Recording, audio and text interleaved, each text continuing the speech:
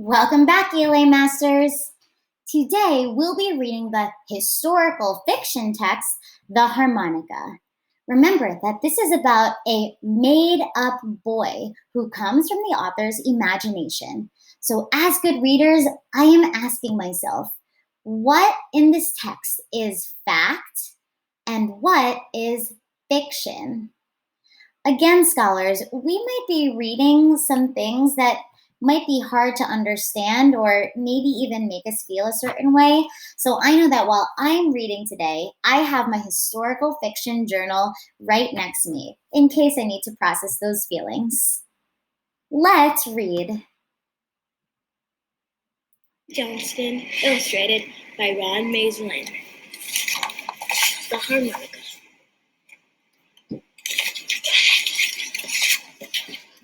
I cannot remember my father's face or my mother's, but I could remember their love, warm and enfolding as a sister.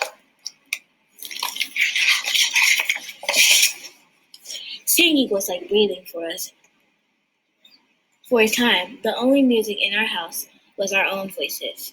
My father's, my mother's, and mine, so off-key, we could crack a crockery.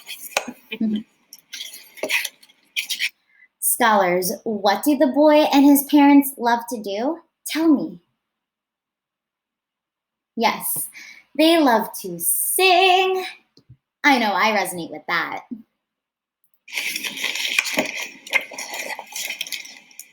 Then the melodies of Shushbert soared into our home, freed from the neighbor's gramophone.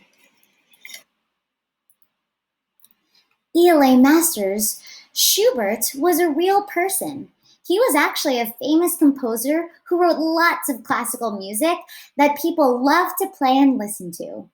By the way, this is our secret word, so make sure that you type in Schubert all the way at the bottom of our questions. Schubert.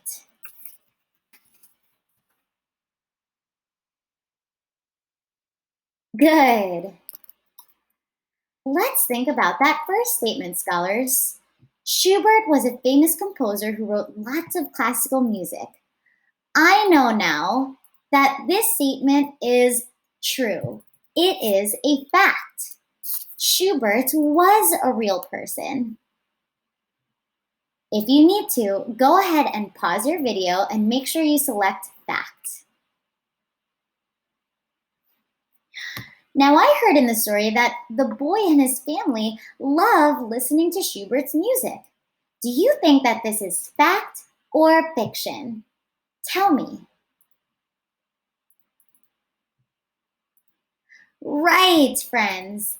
This is fiction. I know that because the boy and his family come from the author's imagination. They are make-believe. Show me a yes if you knew that. Make sure that you select fiction for number 2. Let's keep reading. We sang, we listened to the gramophone, sweet tunes, and we lived our lives. I had dreams of music. A piano was my heart's desire. A piano playing Schubert's but like the composer, we were poor as pigeons. Even so, one evening, dusted with coal from the mine where he worked, my father came home and slipped a silvery gift into my hand, a harmonica. On it were cherry fingerprints. Scholars, what was the boy's motivation? What did he want? Yes, he wanted a piano, but friends, pianos then and even now are very expensive. What did the boy's father give him instead? Tell me. Yes, a harmonica. Let's look at that statement. The boy gets a harmonica from his dad. Is this fact or fiction? Yes! Can you say, I'm so smart? Right! This is also fiction.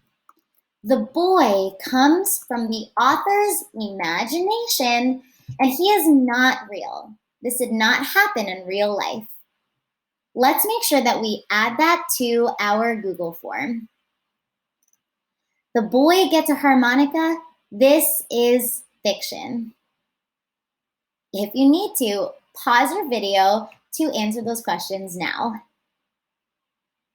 Let's keep reading. Sorry for that.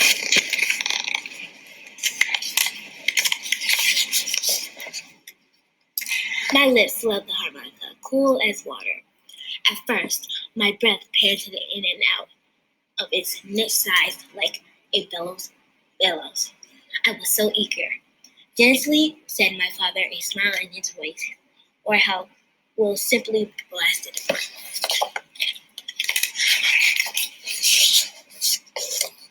I wheezed and blew until somewhere in my heart of the harmonica, my mouth found shushbert.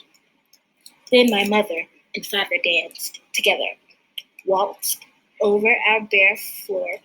Somewhere outside a war was raging, but it was too far away.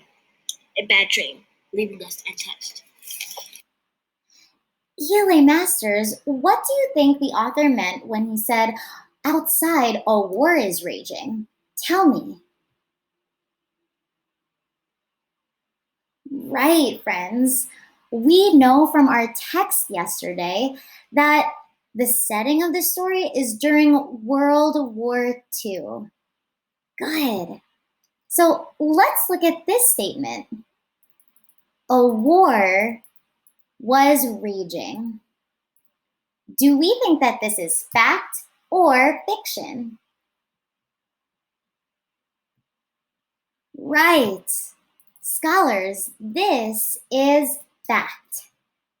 It is true that a war was raging. World War II was raging.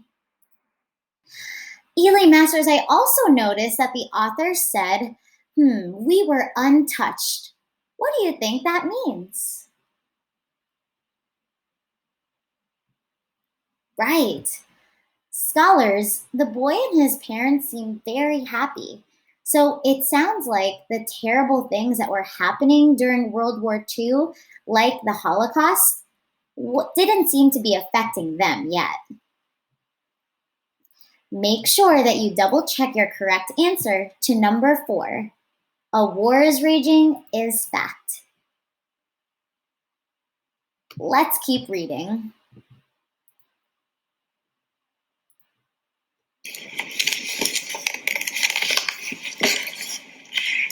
I played the harmonica while my parents danced.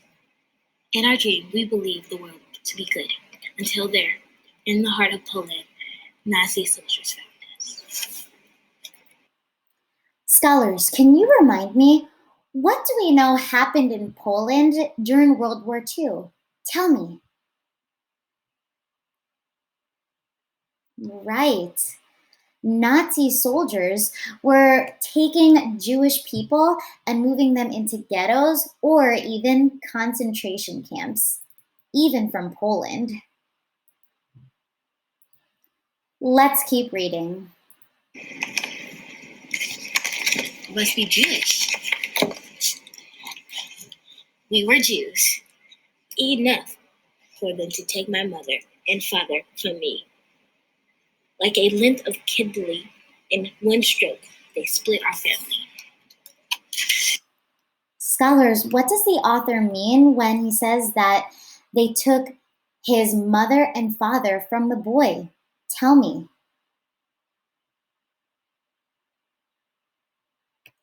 Right. We know from our schema that during this time, Nazis were capturing Jews and putting them in concentration camps. It seems like that might have been what happened here. Let's think about this event that happened in the story just now.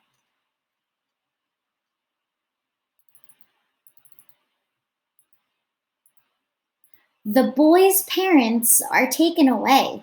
Is this fact or fiction? Wow, I love how no one is getting tricked. Right, this is still fiction, scholars. Remember, the boy's parents and the boy are still not real people. They came from the author's imagination. So, number 5 is fiction. Let's make sure that we add that to our Google form. You told me that you thought, and a lot of really smart scholars predicted this from yesterday, that the Nazis were targeting Jews in Poland and took them to concentration camps, often splitting up families. Is this fact or fiction? Tell me. Yes. Scholars, unfortunately, this really happened in real life, as we read yesterday, during the Holocaust. So this is fact.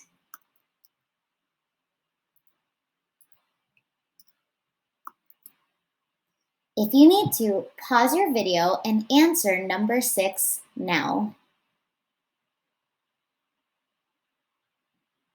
ELA Masters, I know when I was reading this story, I couldn't help but think about how I might feel if my parents were taken away from me. I know that I was using my historical fiction journal a lot in this part of the story, so feel free to pause your video if you'd like to reflect too. What are you thinking? How are you feeling? Let's keep reading.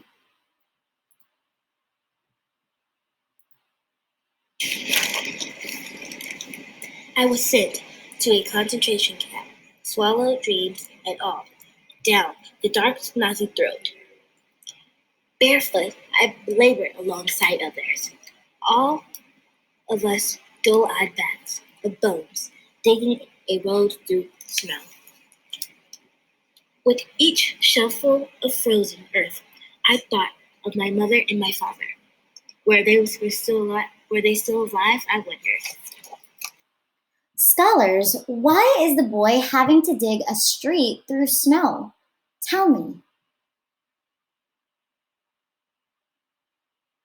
Right. A lot of you are doing a great job using your schema.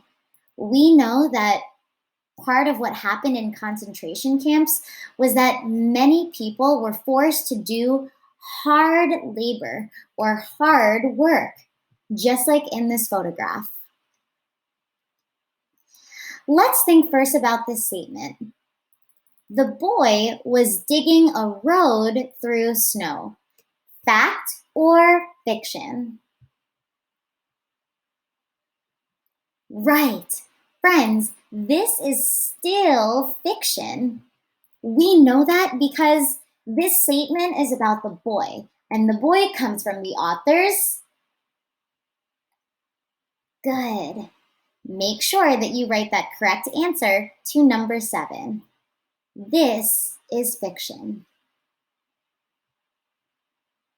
Let's look at number 8.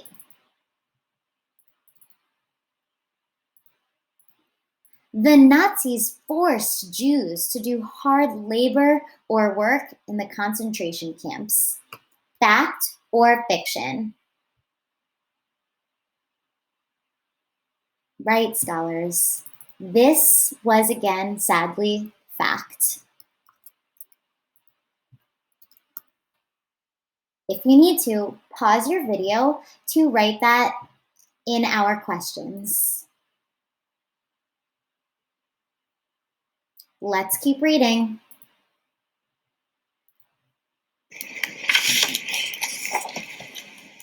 Often, to keep from losing hope, I touched the harmonica, cold inside my pocket. Sometimes I played it to keep from losing hope. I wept when I thought of my mother and father. I woke jolted from sleep, and I knew my parents were dead. Then I played Schubert. I played and played while my heart grew filled. ELA Masters, What does the boy feel, think what happened to his parents? Tell me. Right. He thinks or strongly feels that they are likely dead.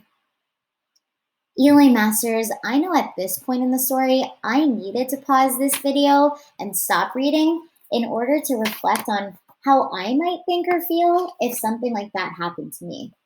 If you need to, pause your video to do so as well. Let's keep reading.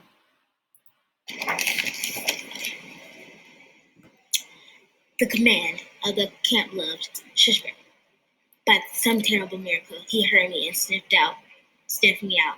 One night, he said, "Play, Jew." I stood before him, my hands numb with winter. What if I fumbled? What if I ran out of breath? What if the notes rushed from my head? Inside I trembled like a hare crouched in a bush. I had no doubt. If I faltered, I would be dead. Scholars, why do we think that the boy is afraid of the commandant? Tell me. Right. We know from our schema that the concentration camps were being run by Nazis. Hitler and the Nazis hated Jewish people. And we know that they sadly killed them.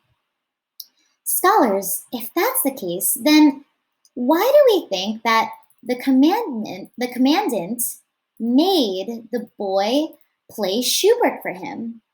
Tell me. Right.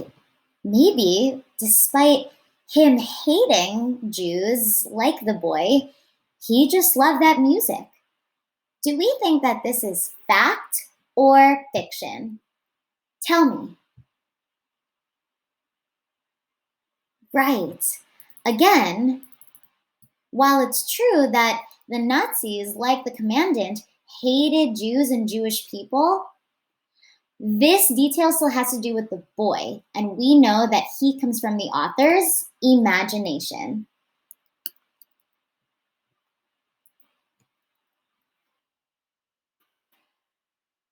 For number 9, make sure that you write down fiction. The commandant makes the boy play Schubert for him. Let's keep reading.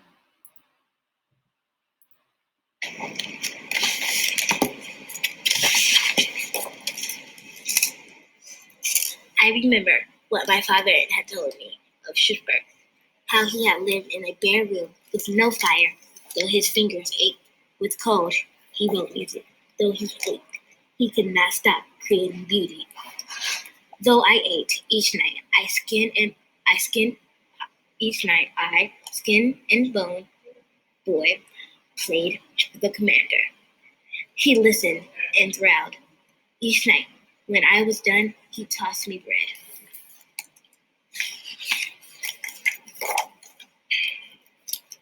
He worked for us, beat us for no reason, without mercy. He worked us, beat us for no reason, without mercy, yet he recognized beauty. I cannot imagine how that could be. I felt sick, black inside, playing music for the commander, who wore ugliness and death upon his shoulders like epaulets. I felt sick, getting bread, while others starved to death. Scholars, why does the boy say that? He feels sick about getting bread. Tell me. Right, scholars. He was having to play for this horrible man and being fed for it too, while people he knew were starving and dying. The boy feels sick about getting bread. Is this fact or fiction? Tell me. Right. This is still fiction, scholars, because I noticed that this is a detail about the boy. But I love how many of us were using our schema. The prisoners with him in concentration camps were starving to death or even being killed by Nazis like the commandant. Do you think that this was fact or fiction? Good, scholars. This, unfortunately, is also fact. We know that from yesterday, millions of Jews were killed in these horrible concentration camps by the Nazis, either by starving to death or even being poisoned in chambers. Make sure that you pause your video and answer numbers 10 and 11. Let's keep reading, scholars.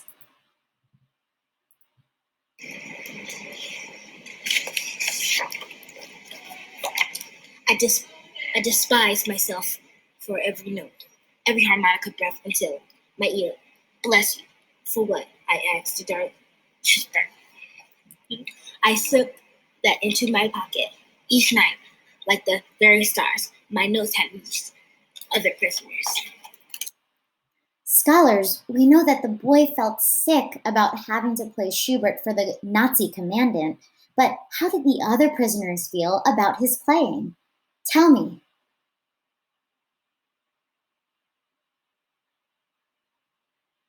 Right.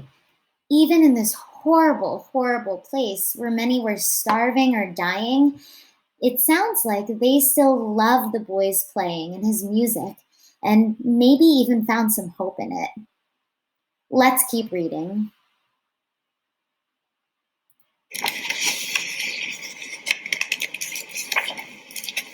Played you, the commanders, that night and night. Night after night, I touched the harmonica to my lips. I thought of my father who had given it to me, of my fathers who once had danced, and of the prisoners without hope who might hear the notes and be lifted like flights of birds. I played for them with all my heart. Scholars, how did the boy's playing of his harmonica change from the middle of the story to the end of the story? Tell me. Right. It seems like now, after hearing from the prisoners, he has found hope in playing for the harmonica and even plays it for his parents, whom, again, he does believe are dead. Is this detail from the story fact or fiction? Tell me. Right, scholars. This is still fiction. Again, the boy comes from the author's imagination. If you need to, pause your video to make sure that you have the correct answers to number 12 and the rest of the questions as well. Scholars, you all did such a great job in thinking about what was fact in the story and what is fiction. Make sure that if you didn't catch that secret word, you go back in the video. When you're finished, go ahead and click next.